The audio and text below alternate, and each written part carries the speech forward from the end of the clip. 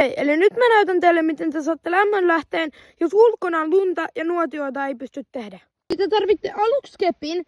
Te otatte kepin, pistätte kepin maahan ja nyt kerätkää vaan sen ympärillä vähän lunta. Valmis, sen pitäisi näyttää suunnilleen täällä. Eli tämmönen pyöreä kasa. Sitten te otatte sen kepin irti. Kun te olette ottanut sen ulos, kaivakaa tähän eteen vielä toinen reikä, mistä pistätte puut sisään. Sitten kun on reijät valmiina, teillä on tällaista pikkuhilettä, teillä on pikkupuita, laitatte pikkupuut hileen päälle ja sitten vaan tuluksella, voilà! Tadaa, kattokaa nyt kuinka hyvin se syttyy.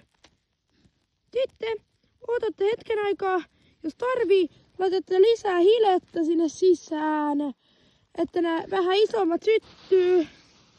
Ja sitten te laitatte koko ajan isompaa puuta ja se on valmis.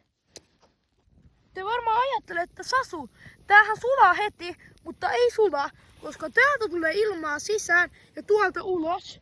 Joten sulla on tulta noin 30 minuutiksi, joten seuratkaa mun tiliä retkeilyniksejä varten.